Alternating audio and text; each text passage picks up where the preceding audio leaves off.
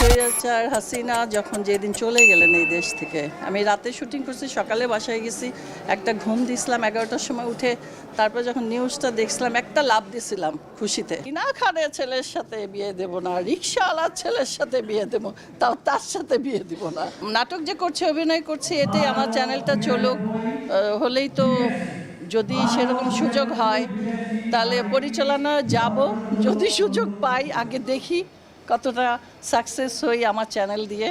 আমি মানেই অশান্তি, শুরুই হয় অশান্তি দিয়ে, তবে এখন অনেক পজিটিভও করছি। আমার চ্যানেলেরই একটি নাটক প্রবাসী মা, এই মানে এই হাদির সময় যে একটা অ্যাক্সিডেন্ট আমাদের দেশের রাজনৈতিক ব্যাপারে, তো এই সময় ইউটিউব যারা ব্যবসা করে তারা কিন্তু দেখে দেখে নাটক ছাড়ে যে আমাদের ভিউ হবে না, তখন শুধু নিউজ ভিউ, আপনাদের ভিউ হয়। তো ওইটাই বলছিলাম যে ওই নাটকটা ওই সময় ছাড়তে পারিনি, পরে আবার যখন ছাড়লাম তখন আবার আমাদের হাদির শহীদ হওয়ার মানে খবর পেলাম। তো এই সব নিয়ে যে ভিউজের ব্যাপারটাও থাকে, এই আর কি।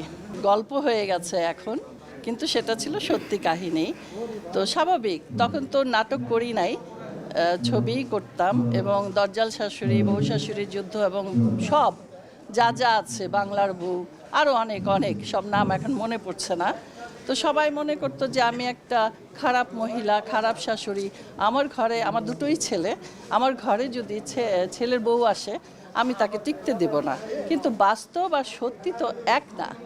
তখন যে মেয়ের সাথে আমার দুটো ছেলেই প্রেম করে বিয়ে করেছে, আমি তাদের বাধা দেই নেই, শুধু বলছে আম্মা আমি একটা মেয়েকে পছন্দ করি। আমি বলছি ঠিক আছে, সংসার তোমরা করবে, আমি করব না। ভবিষ্যতে কোনো কিছু হলে আমাকে বলতে পারবে না যে তুমি বিয়ে করাইছো, তখন আমি বলতে পারবো তোমাদের পছন্দে তোমরা বিয়ে করেছো। তো ছোটটার বেলায় ওর বাবা একটু যখন শুনছে বা ওরা শুনছে যে আমি ছবি করি, রিনা খান, তো তখন বলছে রিনা খানের ছেলের সাথে বিয়ে দেব না, রিক্সাওয়ালার ছেলের সাথে বিয়ে দেব, তাও তার সাথে বিয়ে দিব না।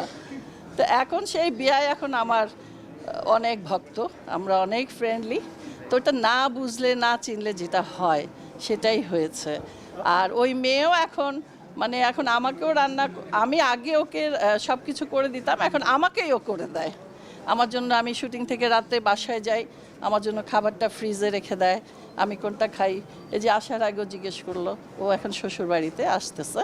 তো এই জন্য প্রথমে দেখে তো মনেই করবে আমি সেই রকম, তারপরে যখন এসে দেখলো যে না, আসলে বাস্তব আর অভিনয় দুই জগৎ। আমি বাস্তবে একরকম, ছবিতে একরকম।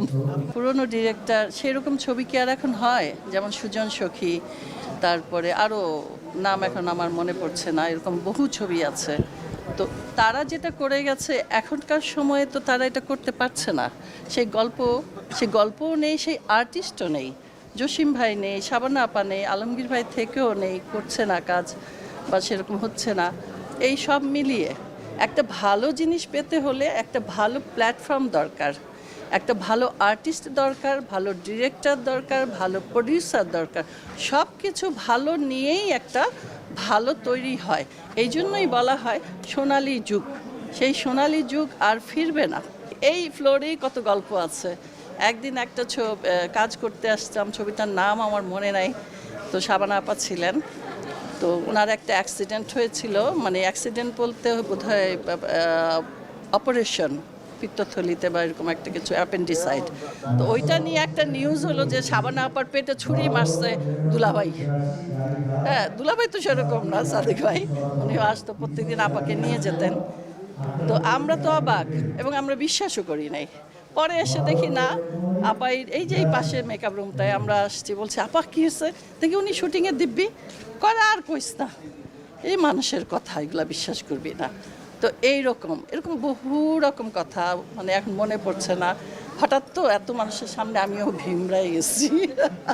ভালো একটা ইলেকশন হোক, দেশটা সুন্দরভাবে চলুক, আমরা সুন্দরভাবে কাজ করি, সবাই ভালো থাকুক, সবাই সুস্থ থাকুক। স্বৈরাচার হাসিনা যখন যেদিন চলে গেলেন এই দেশ থেকে, আমি রাতে শুটিং করছি, সকালে বাসায় গেছি, একটা ঘুম দিয়েছিলাম, 11টার সময় উঠে তারপর যখন নিউজটা দেখছিলাম একটা লাভ দিয়েছিলাম খুশিতে, যে গেছে দেশ থেকে, বিতাড়িত হয়েছে।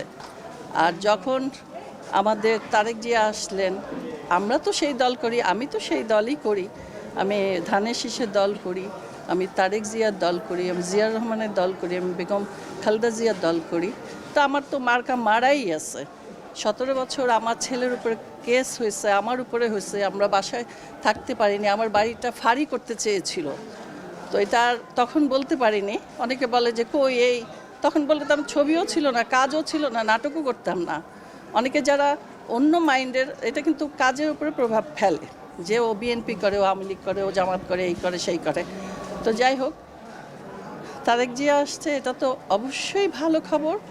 আর আমরা অনেক খুশি হয়েছি, এটা ভাষায় প্রকাশ করার মতো না।